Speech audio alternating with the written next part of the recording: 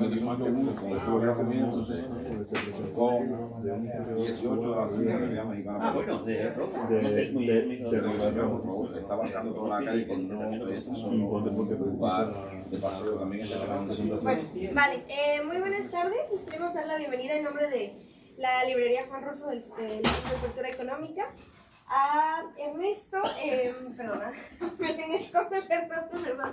que va a presentar su libro El Cartel Protesta. Y nada, aquí los dejamos y espero que se diviertan.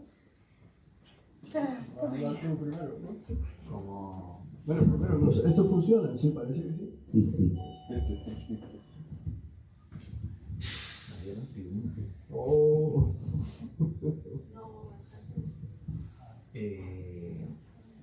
Comienzo. Bien, buenas tardes. Gracias en primer lugar a ustedes que se han acercado aquí esta tarde. Gracias dar también siempre a la librería Juan Rulfo, que desde que llegué a vivir a esta ciudad hace 10 años, veo que tiene un programa intenso de literatura interesante y sobre todo de literatura cubana. El motivo que nos trae hoy el libro de Ernesto es un libro que me consta que se está cocinando, editando y peleando, porque estas cosas siempre son una pelea, ya lo veremos por qué. Desde hace bastante, yo creo, Ernesto, que fue en 2021 que contactamos tú y yo. Quizás antes, ¿no? Sí. Pero no sé, quizás comienzo del 21, no sé. Algo así, de cualquier modo, 2020, 2021 ya Ernesto me contacta porque yo soy uno de los artistas incluido en el libro y me habló a nivel de esbozo de que estaba haciendo ese proyecto, me parecía ambicioso y también he podido estar al tanto de algunas de las vicisitudes que ha tenido que sortear a lo largo de todo este tiempo. Decir, antes de darle la palabra para que luego él me la vuelva a dar a mí, que es un proyecto sangreado, como decimos en Cuba, porque este libro que ven aquí no es sencillo que se logre publicar un libro como este. No tanto por su forma, en el sentido de que es un libro catálogo que peina una zona del arte, de la producción cultural de un momento, de un contexto, sino porque lo peina desde una óptica específica. Como ven, el libro se llama El Cartel Protesta, arte cubano de la revolución a la era digital. Ese simple subtítulo encarna de por sí una serie de problemitas que imagino que Ernesto también de alguna manera ventilará. Entonces, nada, te doy paso y luego vuelvo a... Muchísimas gracias. Bueno, efectivamente, yo quiero comenzar hablando del título del libro. Esta palabra revolución metida aquí, por suerte, por lo que yo estoy viendo, casi todo el mundo lo conozco más o menos de vista o en persona, y creo que no hay que insistir mucho sobre la desgracia que tenemos en Cuba en estos momentos. Pero yo sí creo que en estos momentos hay una situación revolucionaria, como nos la enseñaban en el marxismo, en la escuela de Lenin y todas estas cosas, en el sentido de que hay un gobierno que no puede seguir manteniéndose de esta forma y está bastante presionado a ejercer cambios. Primer rasgo de una situación revolucionaria. El segundo rasgo es que todo el mundo está profundamente descontento y la revolución cubana ha sido un tremendo fracaso, ¿verdad? No hace falta aquí detenerse cuán responsable es el embargo y todas estas cosas, porque creo que todos sabemos aquí que el embargo no ha sido el problema fundamental que ha tenido ese proyecto social.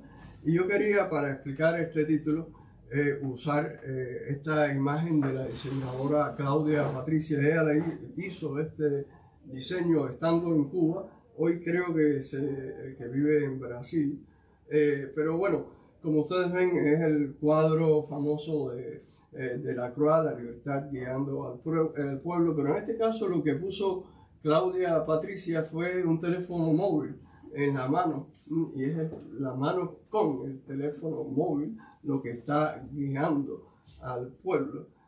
Y yo creo que esto es una cosa fundamental, el hecho de que los cubanos estén utilizando ahora Internet, y aunque Internet es caro, lento, y mucha gente tiene un acceso muy limitado, de todas maneras Internet está acelerando esta situación revolucionaria que se ha venido desarrollando en Cuba desde hace muchos años. Así que de ahí la idea del arte cubano de la revolución. Hay una revolución o una situación revolucionaria. Creo que ya hemos tenido un importante acontecimiento de esa revolución, que fue la protesta del 11 de julio. Y esa revolución depende muchísimo de la era digital, ¿verdad? El Internet, no hay que explicarlo tampoco, ha ayudado mucho a comunicar a los cubanos de Cuba con los que han emigrado, ha ayudado también a que los cubanos conozcan mejor su historia, que puedan desmontar más rápidamente todas las cosas ideológicas que promueve el gobierno cubano. Así que bueno, de ahí la idea de revolución en la era digital. Pero también el libro contiene una referencia a este libro muy célebre. Fue un tremendo libro que apareció en febrero del año 71, comenzó a distribuirse en muchísimos idiomas. Yo he visto, por ejemplo, el libro en japonés, en alemán, en francés. No lo he visto curiosamente en español, pero bueno, seguramente salió esa edición. Y este libro contó con unas palabras de Susan Sontag. Es un libro precioso, a lo mejor algunos de ustedes lo han visto. Tiene muchas reproducciones de gran tamaño de estos carteles. Y bueno, se llama El arte de la revolución. Así que ahora pusimos nosotros el arte cubano de la revolución. Y por otra parte, cartel protesta tiene una referencia a canción protesta, ¿no? Así que esa es básicamente la idea del libro.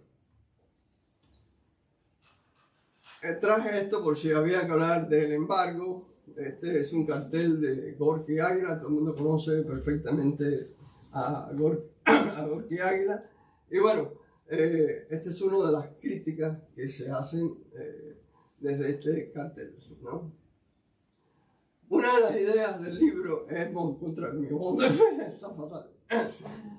Una de las ideas del libro es mostrar que el embargo no es el fundamental problema de la sociedad cubana.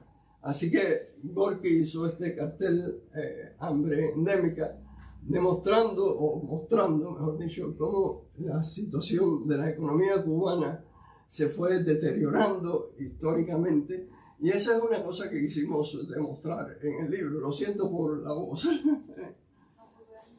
Así que hay una parte del libro que tiene una indagación histórica que, como yo pude localizar, los comienzos de las dificultades económicas en Cuba comenzaron en mayo de 1959, ¿no? Otro ejemplo de este tipo de cartel, como todavía hay una vertiente de la izquierda internacional que suele respaldar o idealizar a la revolución cubana. Este es un diseñador, Julio Lorente, y está diciendo 63 años de exitoso socialismo. Y bueno, está mostrando un apagón, parece una pintura del siglo XVII o algo por el estilo. Tenemos flor de Rosgar, que ha sido muy usada por los diseñadores contemporáneos, y la idea ha sido subvertir el sentido ideológico que tuvieron estos carteles en la década de 1960, ¿no? Tenemos este cartel, Víctor Font escribe, o mejor dicho, el nombre es un seudónimo, probablemente sea un diseñador que está en Cuba, y bueno, este es un seudónimo. La Nación protesta. Víctor Font hizo también este otro cartel. Este fue el momento en que apareció la canción Patria y Vida, y Víctor Font hizo como la canción apesta, tal vez refiriéndose a la canción que hizo el gobierno cubano a modo de réplica de Patria y Vida, ¿no? Y este es un cartel que hizo Luis Trapa. Luis Trapa es un coautor del libro. La idea, de cierta forma, se debe a él mismo. Él propuso hacer un libro sobre esta gráfica, ¿no? Y bueno, en este caso la rosa de rogar está más bien escupiendo y nosotros le cambiamos el lado de donde sangra la flor, ¿no? A la derecha sangra ahora y no a la izquierda. Uno de los rasgos de esta gráfica es precisamente tomar elementos del cartel de los años 60 y 70 para subvertir el sentido de los trabajos, ¿no? Como por ejemplo hace esta artista Lillian Dooley, que ella cambia de besos robados a derechos robados. O esta otra, donde Now, este famoso cartel de rogar, se convierte en Now, ahora hace falta que sea Cuba, el contexto cubano, el que demanda una atención internacional urgente. Y este otro es otra parodia de ese cartel de Now, pero un poco volviendo a el grito de Munch y condensa el coronavirus y la tarea de ordenamiento, que un poco describe o sintetiza bastante toda la desgracia que hubo en Cuba en el año 21. Y aquí tenemos este cartel, la simple palabra vida, escrita en el año 2021, cuando salió esta canción, probablemente habría sido prohibido en Cuba. ¿Bien? Otro rasgo de esta gráfica es el uso de lo grotesco y de lo repulsivo. Y tenemos estas tres versiones de Che Guevara. En particular, esta me parece muy interesante. Es poco común encontrar a Che Guevara como una especie de Frankenstein. En cambio, uno puede ver a Ronald Reagan con dientes de diablo, etc. Pero Che Guevara como Frankenstein es un poco extraño. Y aquí tenemos esta otra obra anónima. Posiblemente se hizo también en Cuba. En Cuba hay diseñadores que, por supuesto, no se atreven a poner su nombre y por eso hay algunos trabajos que son anónimos, ¿no? Este es Luisovich. Uno de los rasgos de este cartel es que también critica esas movilizaciones masivas de respaldo al gobierno.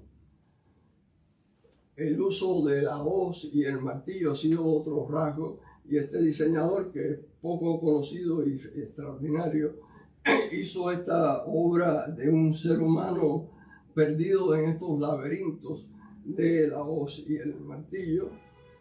Otro cartel donde la luna es la hoz y el martillo, pero es un largo apagón, así se llama el trabajo.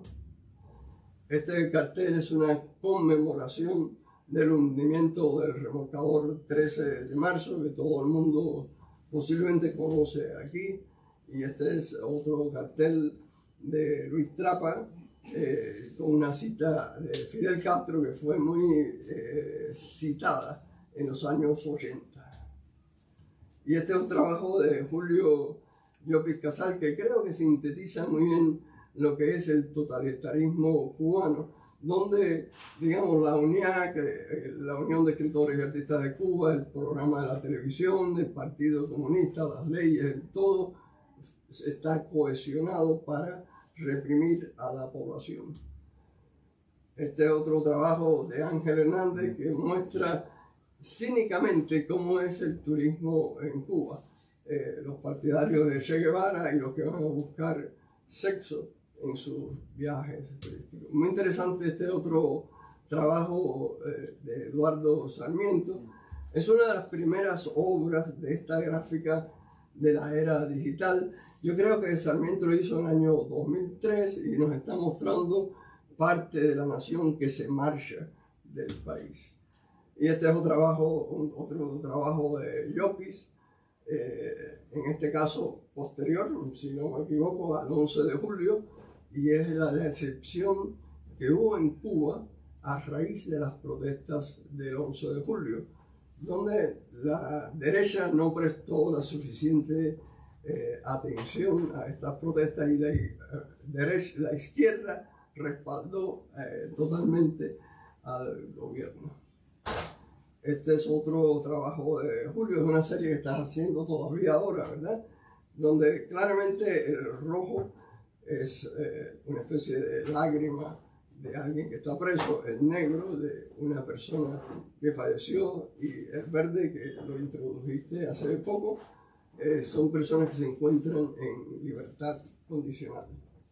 Así que bueno, esta es la presentación, lo siento por la voz, he hablado muchísimo en todos estos días y mi voz está destruida, lo siento mucho. Bueno, me hace falta un poco de agua. Claro, claro. Vuelvo a agarrar la batuta. No, muchas gracias Ernesto por hacer un breve recorrido pormenorizado. En este momento me toca hablar de mí, como habíamos pactado, de mis trabajos y de cómo llegué y acabé haciendo esto. Yo soy un artista, marco el año 2012 como el año en que comienzo a hacer mi obra. 2012. Sí, de manera más sistemática, aunque había tenido algunos coqueteos algunos años antes. Yo me considero un artista multimedia, como le dicen. Yo inicialmente tenía mucho apego por trabajar haciendo instalaciones, recolección de objetos encontrados, y desde ahí moverme un poco entre la fotografía, el video, un poco el performance. Y dentro de todo este universo, el diseño siempre jugó un papel fundamental. ¿Por qué? Yo no soy diseñador de formación, pero a veces pienso que tal vez casi sí lo soy. En el sentido de que tengo una hermana que es 7 años mayor que yo, que estudió diseño en el Instituto de Diseño de La Habana. Yo era un adolescente cuando ella estudiaba y me tocó durante varios años hacerle compañía cuando era bien tarde y mi madre ya se acostaba a dormir porque estaba destruida de haber trabajado el día entero, llegar a la casa, ponerse a hacer la comida o lo que fuera, las labores domésticas. Pues en ese momento era justo cuando mi hermana se ponía a trabajar. Mi hermana estudió en los años 90, ese momento limítrofe en que los trabajos no eran enteramente digitales ni enteramente analógicos. Y entonces yo durante muchas noches le hacía compañía, ella en la penumbra con la luz de su mesa de dibujo con esta lámpara típica. Y eso me permitió que mucho antes de yo asumir activamente que quería ser un artista visual, yo tenía algunos conocimientos básicos de diseño que me venían de haber intercambiado con mi hermana durante tanto tiempo. Eso me permitió también que cuando comenzó a ser más habitual lo digital, el diseño en Corel y tal, por acá está Carlos Santos, que también recuerda, es un diseñador que le tocó vivir como tal esa época. Pues yo aprendí un poco Corel y Photoshop al unísono con mi hermana. Y durante mucho tiempo lo usaba yo ahí para comer mierda, para hacer un montaje, para hacerle un chiste a algún amigo con una foto digital. Y en algún punto, cuando ya comencé a hacer mi trabajo de manera más sistemática, el diseño estaba ahí. Siempre lo he usado como una especie de complemento. A mí simplemente me gustaba diseñar, no quise convertirme nunca en un diseñador. De hecho, a veces pienso que no lo soy, aunque me insisten en que bueno, sí, porque has acabado haciéndolo de forma más sistemática que tu propio trabajo creativo. Pues nada, estaba ahí el diseño flotando. Yo era el de los artistas. Los artistas que están aquí saben que muchas veces hay un artista dentro del gremio que sabe usar el software y es el que le toca hacer el diseño del flyer, de la invitación digital, porque no siempre un artista visual es ducho con estos software y tal. Estoy hablando de la época en que el teléfono inteligente ya permite tener casi que un software tan sofisticado en una pantalla que es mucho más pequeña que la de una computadora. Entonces yo iba así, poco a poco, incorporando un poco el diseño a mi trabajo.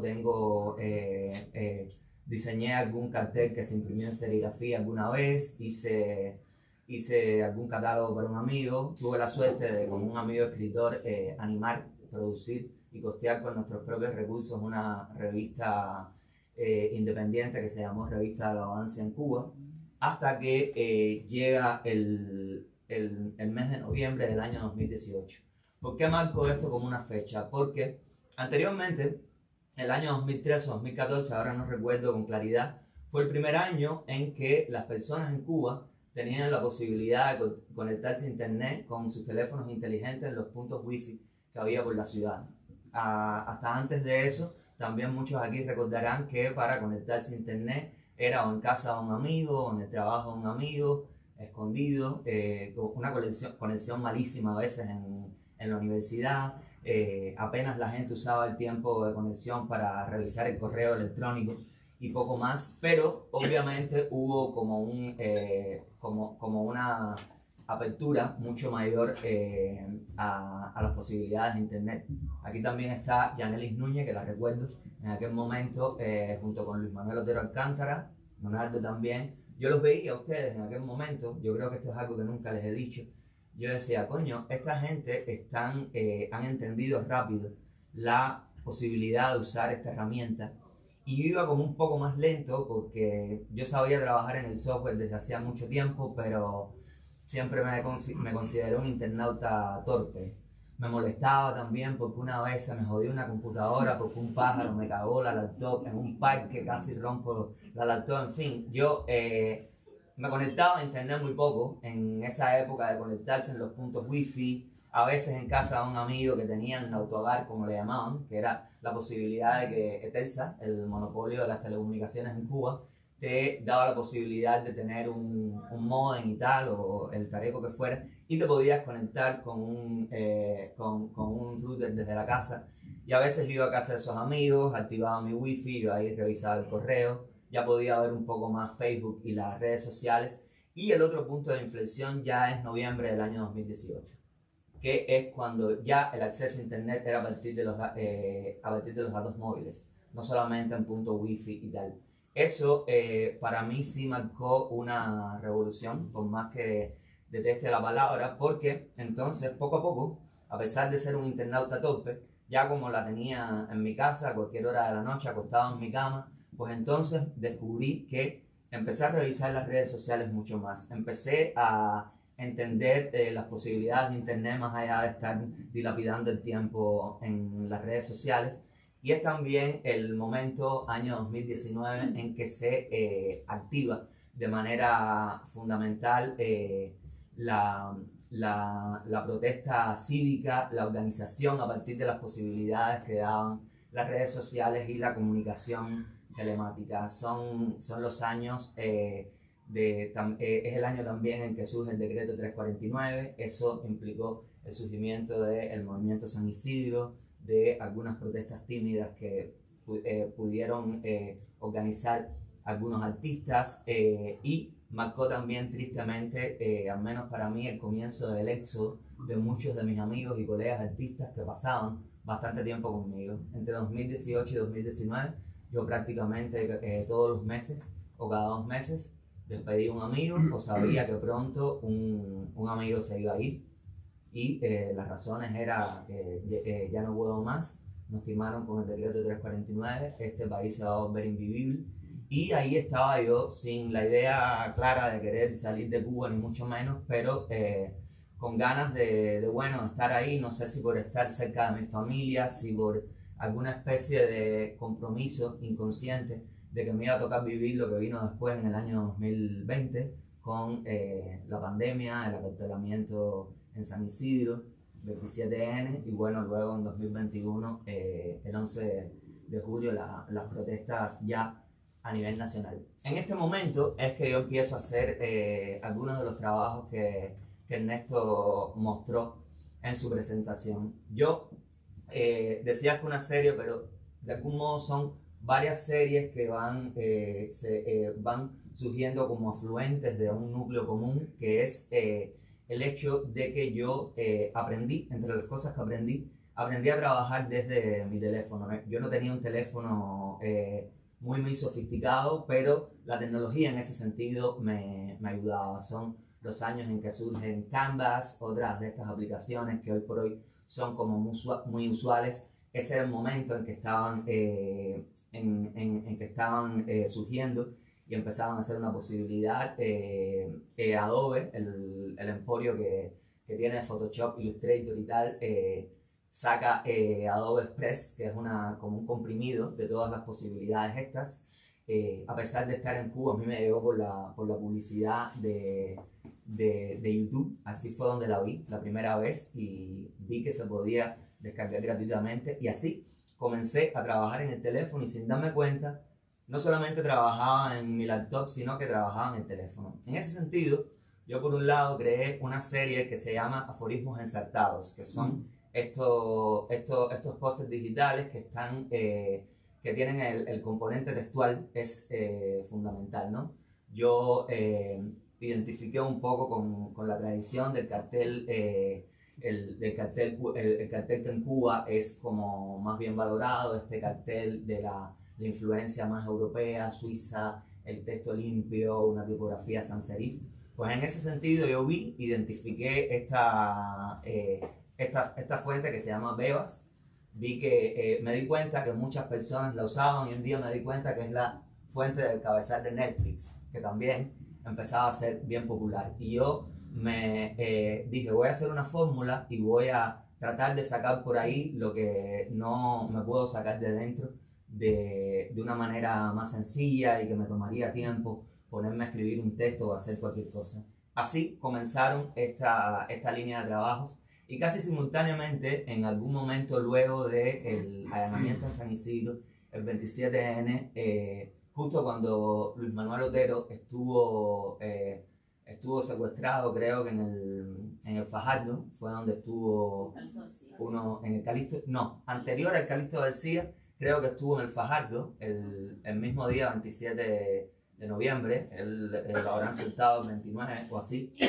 Ese día yo hice un post que ni me acuerdo qué es lo que dice, pero ahí surgió la idea porque al ver a Luis Manuel, artista, disidente, negro, recordé a Juan Calecero de La Aventura de los Hermanos, que tal vez muchos aquí recordarán. Para quien no lo sepa, eran unas aventuras televisivas que se transmitieron cuando yo era niño, la vi varias veces porque la repetían en Cuba. Y hay un personaje que es Juan Calecero, un calecero, que lo pasan a la dotación del corte de caña, porque un día el amo, que era un déspota y un hijo de puta, lo empieza a azotar, y en un momento él no puede más, se vira, le agarra el látigo, la fusta, lo que tenía, le alza la mano y termina sin darle el golpe. Y lo obligan a estar en la dotación y a caminar con un tronco de madera o de no sé qué, con una cadena, y él pregonaba: aquí está Juan Calecero, el que le levantó la mano a su amo. Pues bueno, el caso es que Juan Calecero, a mí esa escena no se me olvida, cuando el amo le dice: le levantaste la mano a tu amo, ya vas a ver negro, vas a llorar lágrimas de sangre. Y a mí aquello yo lo recordé pensando en Luis Manuel como el enemigo público número uno de la seguridad del Estado dentro del contexto de los artistas disidentes, y lo vi en un momento. Hice un alto contraste a partir de las tantas fotos magníficas que hay de Luis Manuel en internet, esas de las que más se ve, porque él es muy fotogénico. Le ve el contraste en 2 segundos. Hacer el cartel yo creo que me tomó menos de 5 minutos, y lo hice para hablar de que una vez más a Luis Manuel lo querían encarcelar de verdad. Ya a inicios de 2020, justo antes de la pandemia, a él intentaron apresarlo, estuvo unos cuantos días ¿dónde fue que estuvo? En La Grande. Lo sueltan luego de una gran campaña que hicimos algunos artistas, los que quedábamos en Cuba, y a él le hicieron un sobreseimiento de la causa que luego rescataron en 2021, el 11 de julio, cuando lo atrapan en la calle. La causa que le vuelven a montar era con la que inicialmente lo querían encarcelar, que era por mal uso de los símbolos patrios, por una performance que había hecho Luis Manuel con la bandera cubana, que andaba con ella permanentemente encima, ¿no? En aquel momento todavía no tenía nombre, la serie esta se llama Franjas Rojas, por razones bastante obvias. Para mí la metáfora de llorar sangre engarza perfectamente con lo que es el presidio político en Cuba. El presidio de por sí, como todo en Cuba, es horrible, pero para un preso político es 10 veces peor, porque si en la calle la seguridad del Estado y la policía política tienen la posibilidad de torturar psicológicamente de manera casi indescriptible a una persona, en el contexto controlado de una cárcel esto es como 10 veces peor. Es como estar en el 8º círculo del infierno. Yo había hecho el retrato de Luis Manuel y un día estaban las noticias en torno a la repatriación de José Daniel Ferrer, que estaba preso por enésima vez, y ese fue el segundo que hice. Con un Ferrer busqué una foto, recuerdo que cuando lo vi y lo hice en alto contraste, dije, coño, me recuerda al Mao de Andy Warhol, ¿no? Pues esto está muy bien, ojalá un día lo pueda hacer bien grande. Y ya luego, a partir del tercero, yo no recuerdo cuál fue. Comencé yo a hacer los carteles por mi cuenta, comencé a recibir mensajes a veces de personas desconocidas, dándome casos de presos políticos que yo no conocía, y comencé a hacerlos uno detrás de otro con la idea de tener como una especie de banco de imágenes. Los hacía inicialmente en formato cuadrado porque era el formato que priorizaban las redes sociales. Ya Mark Zuckerberg cambió eso una vez más y empezó a pasar algo que me dio mucha alegría. Los familiares y activistas que luchaban por denunciar el trato a los presos políticos y exigir su libertad, lo comenzaron a usar para usarlo como foto de perfil fuera de Cuba, que es donde se podían manifestar. Las personas los imprimían sin pedirme razón muchas veces, a veces sí, y se empezó a hacer habitual hasta el día de hoy, que casi que soy, tú eres el artista o el diseñador que haces los retratos de los presos políticos con la raya roja, ¿no? Si me permite un momentico, yo quería decir que este libro lo que recoge es un movimiento artístico. Hay alrededor de 50 artistas que están trabajando en este arte digital en contra del gobierno cubano. En el caso tuyo es un artista de formación más bien autodidacta, así me parece. Pero hay muchos otros que estudiaron como profesionales en el ISDI, el Instituto Superior de Diseño, y que ejercen ahora como diseñadores. Entonces se trata de un movimiento gráfico de gente muy profesional que está trabajando en este tipo de obras, y yo creo que se puede ver con bastante claridad que hay un alto nivel estético. La propaganda en contra del gobierno, en las obras de contenido político, son también obras de alto valor artístico en mi criterio, y a veces son de mensajes muy complejos y muy interesantes que a mí me hacen pensar en esa frase de una imagen dice más que 1000 palabras. Creo que constantemente a lo largo del libro se está viendo esa cosa de una imagen que muy directamente es una crítica muy profunda hacia el gobierno cubano y hacia ese régimen totalitario que estamos padeciendo todos, creo, ¿no? Así que bueno, no sé si tengan ustedes alguna pregunta o algo que quieran hacer. Esto yo creo que sería bueno, si me permites, que hables un poco sobre el contenido del libro. Sí. Cómo está organizado, cuál es el fondo del libro, porque una de las cuestiones que a mí me llamaron la atención de cómo has escrito este texto es el engarce que tiene con la sociología y la política cubana. Realmente no es pese a tu formación, que tampoco hemos hablado de que eres teórico de arte contemporáneo en la Universidad de Duke en Nueva York. No se trata de un libro en principio de un nivel muy teórico con una lectura muy difícil, sino que está totalmente engarzado de la sociología y la política cubana. Entonces a lo mejor también puedes hablar o mostrar incluso cuáles son los contenidos del libro, para que lo puedan ver. Bueno, cuando mi amigo Luis Trapa y yo comenzamos a trabajar en el libro, Conocíamos solo en persona 3 o 4 artistas, pero tan pronto nos pusimos a indagar, vimos que se trataba de un movimiento y logramos ver centenares de estas imágenes. Las agrupamos según las ideas fundamentales.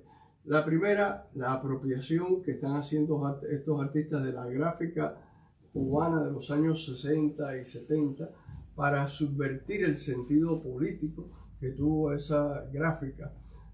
Y en este caso hay muchas obras que tienen mucho sentido del humor, y el humor es una constante de estas obras, y muchas veces es un humor de lo grotesco, de lo repulsivo, donde se usa, por ejemplo, el sexo anal para criticar al gobierno, se usan los chistes callejeros, y estos diseñadores están usando mucho de esa imagen grotesca como una manera de representar el rechazo hacia el gobierno cubano. Otra constante que vimos en estos carteles es que la crítica se hacía sobre la vida cotidiana. Ustedes van a ver muchas imágenes que son sobre la vida cotidiana en Cuba. Normalmente la propaganda del gobierno se enfocó en la salud, en la educación, etc. y pinta una utopía.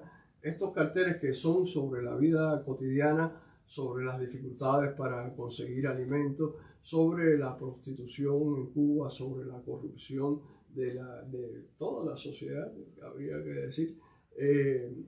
Todos estos temas que son de la vida cotidiana también tuvieron mucha importancia, o tienen mucha importancia en esta gráfica. Y por último, vimos que otra constante era la serie de protestas que estaban ocurriendo en Cuba, como por ejemplo esto de San Isidro, y todas esas protestas el día de fines de año, ahora no recuerdo el día, 27 de noviembre creo que fue, donde hubo una protesta en la sede de la Unidad. Bueno, todas estas protestas estaban creando carteles, ¿no?, o obras gráficas digital que se publicaban constantemente en Facebook. Salió una página que se llama Carteles por la Libertad. Ahí se podían ver decenas de carteles, y terminamos el libro con el 11, la protesta del 11 de julio, y un poco la repercusión internacional que tuvo el 11 de julio, donde la izquierda, muchos seguidores de la izquierda internacional respaldaron más bien al gobierno y no tuvo el respaldo esperado entre otros grupos políticos internacionales. Así que bueno, el libro sigue este recorrido de la apropiación de la gráfica de los años 60 y 70 y termina con las protestas del 11 de julio. Pero se trata de un movimiento todavía muy activo. Como dije, hay en el libro alrededor de 50 diseñadores, pero también no incluimos a algunos otros. Es decir, que es un movimiento muy amplio y hecho realmente por artistas muy profesionales y por artistas muy talentosos. Yo pienso que este movimiento gráfico emula con el maravilloso movimiento gráfico de la década de 1960 y 70, sobre todo los carteles de cine, etc. Nosotros, Luis y yo, tratamos de escribir un texto que no fuese muy complejo teóricamente.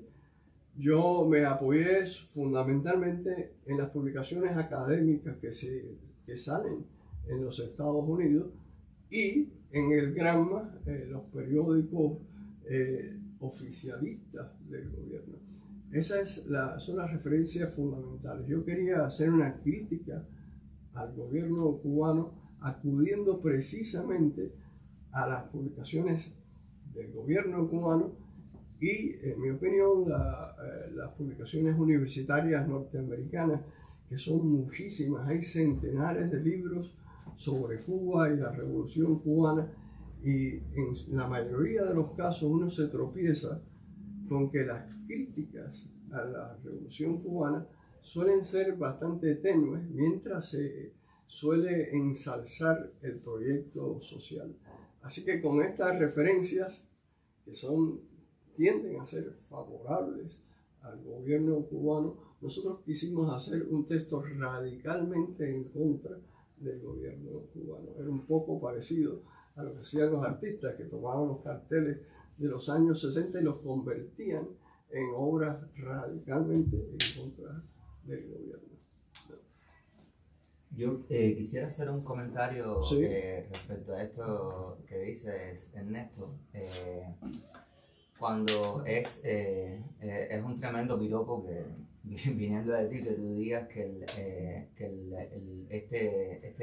este movimiento, no sé ni cómo llamarlo, este momento creativo del que fui parte tiene valía como mismo la tiene la época clásica del cartel cubano, ¿no? Este cartel de los años 60, 70, 80, el cartel de cine del ICAI, el cartel de solidaridad, como le llaman, de la OSPAL, y bueno, toda esta cartelística que tiene un prestigio, que hay muchísimos libros de diversa naturaleza analizando fundamentalmente desde el punto de vista estético esta producción, ¿no?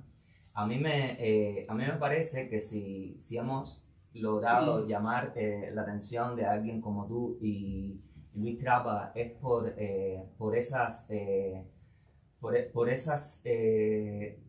casualidades y casi bendiciones que dan lo que yo le llamo las vueltas de tuerca tecnológicas. La posibilidad de poder hacer un cartel desde una computadora, desde un teléfono, y que luego eso circule por las redes sociales sin que tenga la limitante de cómo se imprime, dónde se imprime, el control que el Estado suele tener sobre qué se imprime y cómo, es lo que precisamente propició este movimiento, que es variado, que hay artistas de formación académica, pero hay también muchos productores que son gente que ni siquiera vienen de las artes visuales. Luis Luisovich, por ejemplo, que es amigo y lo conozco desde hace muchos años, a él le interesaba la poesía y un poco el performance, y él empezó a interesarse en estas cosas por lo mismo, porque un día descubrió que había una aplicación en la que los podía hacer, ahí él comenzó a combinar sus referentes y así empieza a crecer algo que termina siendo grande, ¿no? Y que hayan hecho un libro como este es un gran paso de avance, porque no suele pasar.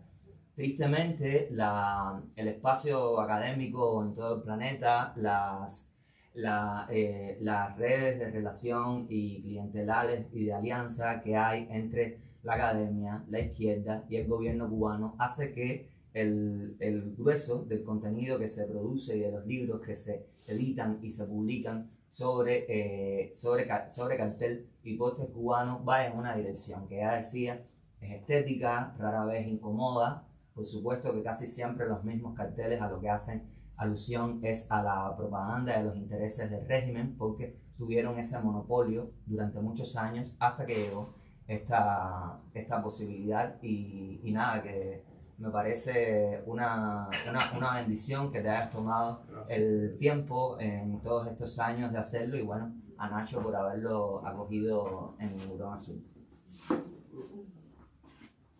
Bueno, no sé si hay otra pregunta, no sé.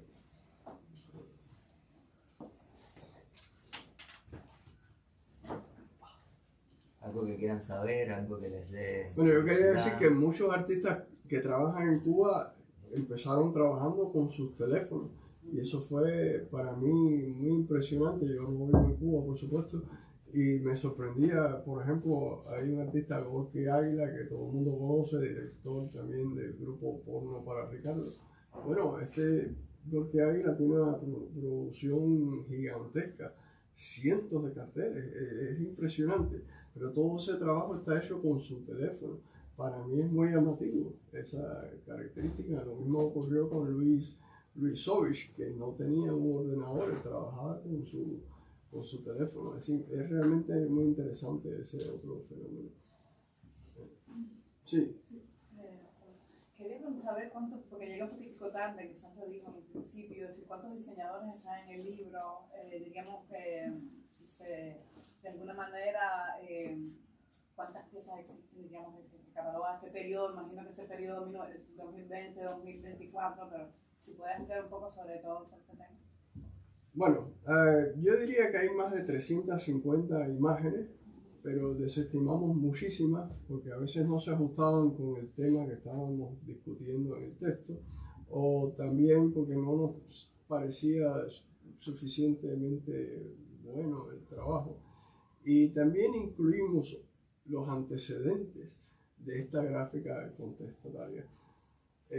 Los antecedentes son muy interesantes. Por ejemplo, unos artistas de 1965, unos jóvenes artistas que son hoy muy poco conocidos, Jaime Bellechasse e Inverna López, hicieron una exposición en la Casa de la Cultura Checoslovaca y ellos hicieron unas obras gráficas con unos títulos que claramente mostraban el malestar colectivo hacia el gobierno.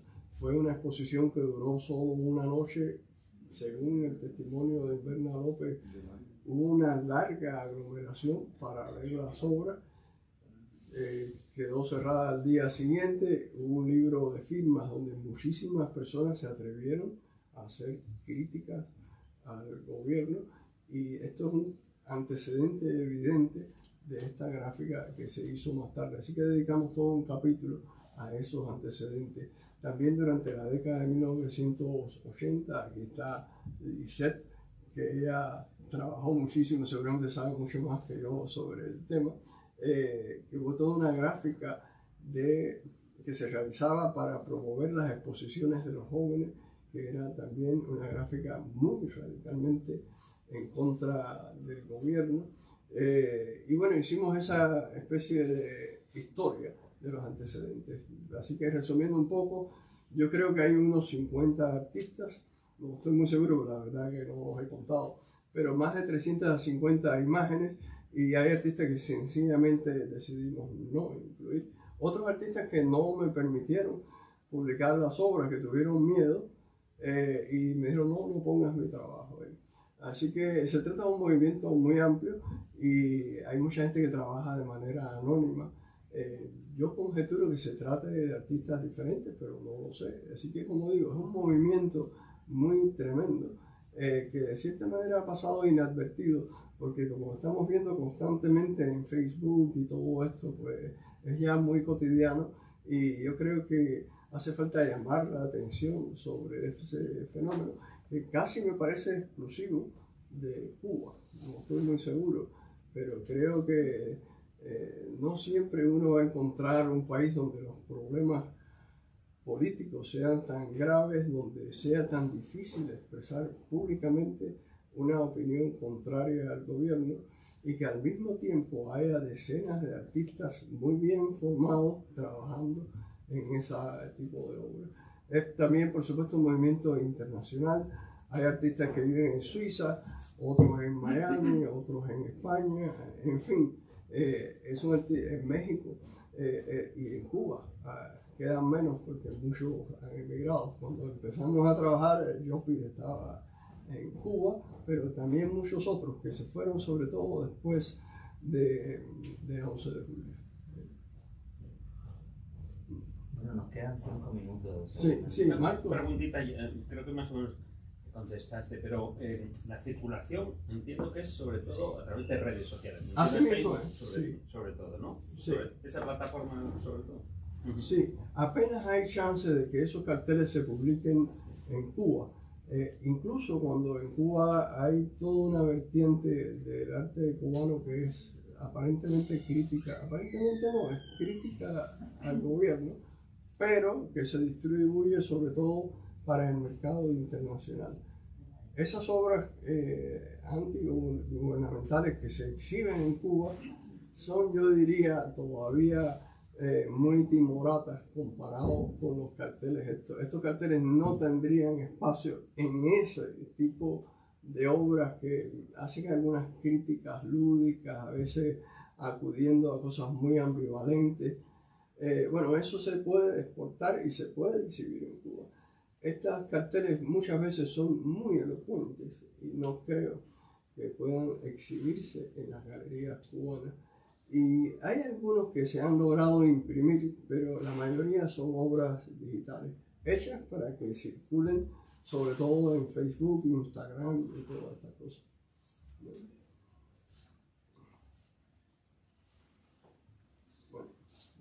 Bueno, muchas gracias de nuevo. Estamos ya en el límite. Esto es una librería, tiene su programa. Les agradezco de verdad mucho de nuevo que hayan tomado el tiempo para esta tarde acompañarnos aquí. Y bueno, ya está en escena el cartel protectivo.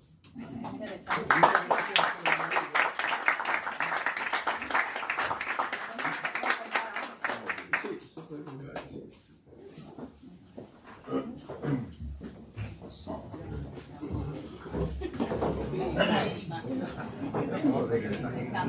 Mucho gusto, Néstor. Aymara.